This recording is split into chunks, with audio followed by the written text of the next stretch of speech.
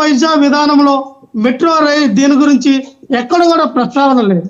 ఉత్తరాంధ్ర గురించి కానీ అలాగే వెనకబడిన ప్రాంతాలకు రాయలసీమ గురించి కానీ మాట్లాడారు, కానీ అసలు ఎంత నిధులు కేటాయిస్తూ ఉన్నారు, నిధుల ఇదేంటనేది గురించి కూడా ఎక్కడ కూడా ప్రస్తావన చేయలేదు. ఇవన్నిట్లు కూడా ఆంధ్రాకి మొండిచయ్య చూపించారు. అయినా సరే మాకు సోకాల్డ్ మీడియాలో కానీ మా నాయకులందరం కూడా వదలక మాకు వరాల జల్లు కురిపించారని మాట్లాడుకున్నారు. అది మేము విజ్ఞప్తిగా వదిలేస్తున్నాం. ఎందుకంటే ఇంతకల యేసరావు గారు అన్నాడుగా 15,000 కోట్ల రూపాయలు గ్రాంటెడ్గా డైరెక్ట్ గ్రాంటెడ్ ఇస్తే ఎస్ ఆంధ్రప్రదేశ్కి ఉపయోగపడే డబ్బులు, అంతేగాని అందులో మెలుగు పెట్టడం అప్పులు ఇప్పిస్తామని చెప్తే ఏంటి మీ అంతరం ఏంటి? ఇదే పవన్ కళ్యాణ్ గారు, ఇదే సత్యకుమార్ గారు, ఇదే సిబిఎన్ గారు, అసలు మీరు ఎన్డీఏ కూటమి ఈ రోజున ఇంత బలంగా ఉందంటే కారణం మీ సపోర్ట్ వల్లే కదా. మేము సాధిస్తాం. కనీసం ప్రత్యేక హోదా గురించి కూడా మాట్లాడాల వాసుదేవ్ గారు. ప్రత్యేక హోదా గురించి మాట్లాడితే ఎక్కడ ఇబ్బంది అని 15,000 కోట్లు తీసుకొచ్చారు. గత 10 సంవత్సరాల నుంచి మన ఆంధ్రప్రదేశ్ కి తీవ్ర అన్యాయం జరిగింది కదా బడ్జెట్ లో. ఇదే ఈ 10 సంవత్సరాల నుంచి కూడా బీజేపీ కదా పరిపాలిస్తుంది. లక్ష్మణరావు గారు మీరేం మాట్లాడారు? లాస్ట్ 5 years మెడలు ఉంచుతా ఉన్నారు, అంతేం లేదు, స్టాల్ పెట్టి రక్తం తాగేస్తా ఉన్నారు. ఏం చేశారు మీరు 5 ఏళ్ళు?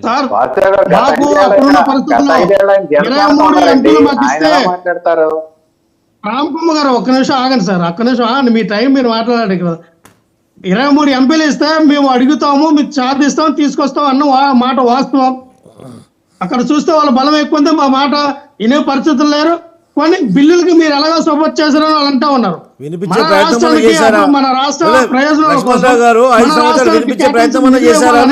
వాళ్ళతో మనం ఎందుకు విరోధం పెట్టుకోవాలని అప్పుడు ఆయా బిల్లులకి మేము సపోర్ట్ చేయడం జరిగింది. ఇప్పుడు వీళ్ళు ఉన్నారు కదా, బిల్లు సపోర్ట్ చేయడం మానమని చెప్పండి. ఇదే జనసేన చంద్రబాబు నాయుడు గారిని ఎన్డీఏ కూటమి ప్రవేశపెట్టిన బిల్లులకి అలా ఆమోదం తెలపకుండా ఆపమని చెప్పండి. ఎందుకు ఇవన్నీ శుద్ధ మాటలు ఎందుకు ఆడతారు?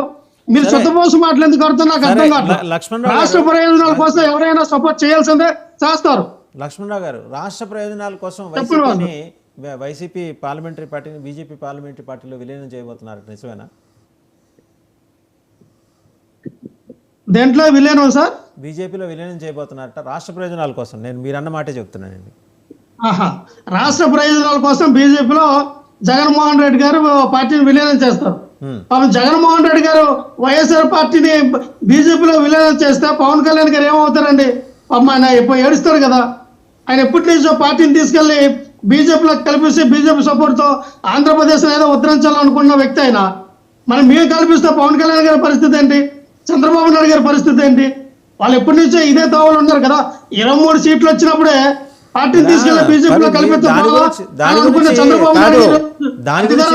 దాని గురించి మీరు ఎందుకు వరి అవుతారు? విలీనం అయిపోయిన తర్వాత మీకేం ఐడెంటిటీ ఉండదు. ఇంకా మీరు కూడా కమలం గుర్తుతో తిరుగుతారు. సో అందువల్ల మీకేదో ఐడెంటిటీ ఉంటుందని ఎందుకు అనుకున్నారు? ఇంతకుముందు కూడా ఉందని నేనైతే అనుకోలేదు. ఇక ఏంటంటే అఫీషియలైజ్ అయిపోతుంది. వాసుదేవన్ గారు ఇవన్నీ మాట్లాడుకోవడానికి బాగా ఉంటాయి. విలీనం ఏమి ఉండదు. జగన్మోహన్ రెడ్డి గారి యొక్క పోరాటం ఎలాగుందో మనం మన అసెంబ్లీకి వెళ్ళినప్పుడు చూసాం. అసలు ఢిల్లీ గుర్తుపెట్టుకో. ఢిల్లీ వెళ్ళింది మాట్లాడతావదు అనే డైలాగు ఒక ఫైర్ మాకు కనబడింది అక్కడ. చెప్పండి. రైట్, ఢిల్లీ వెళ్ళిందే ఈ ధర్నా అయిపోయిన తర్వాత పార్టీని విలీనం చేస్తామని చెప్పడం కోసం కదా, నిజమేనా సార్? వాసుదేవ్ గారు పార్టీ ఎందుకు అంత అవసరం వచ్చింది జగన్మోహన్ రెడ్డి గారికి?